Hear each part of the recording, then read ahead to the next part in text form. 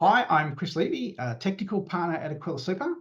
So today, I just briefly want to touch on my favourite topic, my favourite thing to audit, cryptocurrency.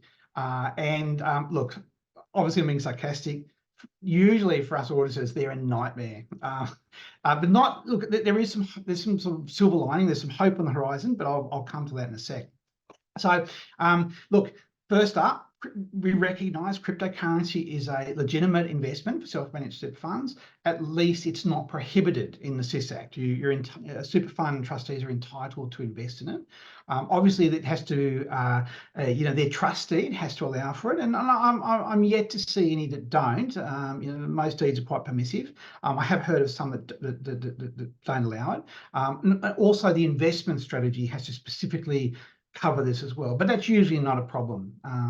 But bear that in mind.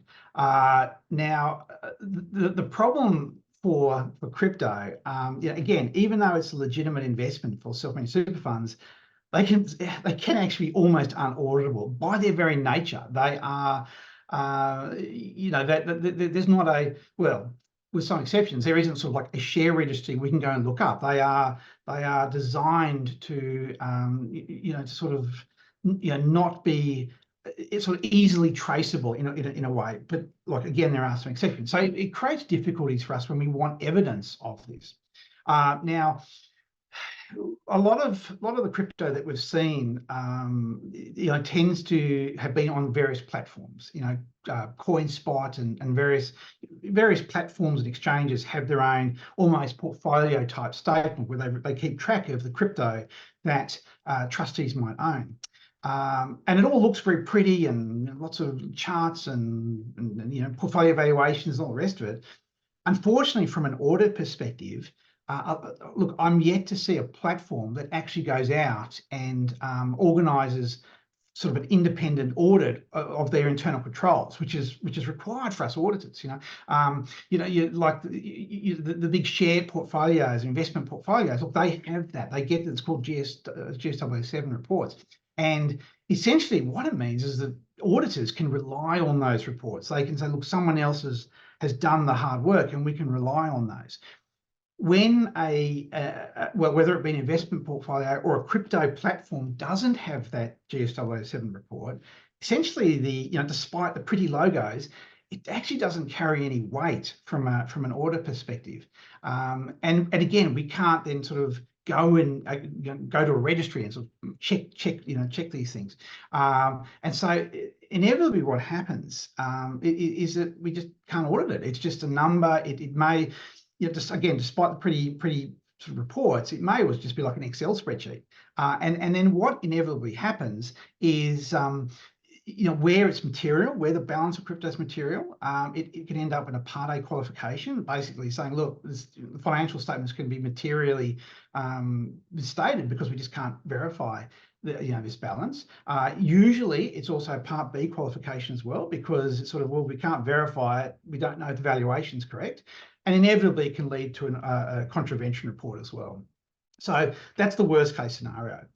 We've had some accountants and trustees say, oh, well, look, I've done it on these various reporting type platforms such as Coinly, and there's a couple of, well, there's a lot of others that do it. But look, again, it's just third-party software. It's no different from the trustee keeping track of it with Excel. So look, in those instances, it really becomes unauditable, and we inevitably have to, do the qualifications, send the contravention report off to the ATO. And I've done plenty of those. I can't say for sure, but it seems like the ATO aren't taking strong action against that. I think they just recognise the nature of crypto, and I mean, at worst, I think they're sending out letters to trustees saying, look, there's a problem, go and fix it, please. But yeah, just be mindful of that. Now, having said that, there are some good instances, good scenarios with crypto. One of them is crypto ETFs, which is a very recent thing. I don't think there would be any for the year ended 30 June 23, but coming up, investors can actually invest not directly with the Bitcoin or the Ethereum or whatever. They actually invest in a managed fund or an index fund that invests in this crypto. And in that instance, they depending on who the fund manager is, there is that level of audit support, and we can rely on those reports. So going forward, I think a lot of investors will take that path, and that will be very straightforward for auditors. Again, it's almost like another managed fund. Another sort of situation or scenario is where the trustees are keeping their crypto on a wallet of some sort, and they can give us the various details of that wallet so that we can go and independently look it up. We can independently verify on there's Bitcoin checkers and Ethereum checkers, and we can actually look. Essentially, it's very similar to being able to log on to a share registry to check a bunch of shares. In that instance, we can verify the current balance, we can verify the transactions over the last year or so, and that's fantastic. That's perfect. That solves the issue for us. And where that happens, all these problems and nightmares just evaporate. Obviously, we can't tell people how to conduct their investments, but if you did it that way, yeah, look, the auditor shouldn't have a problem, with that.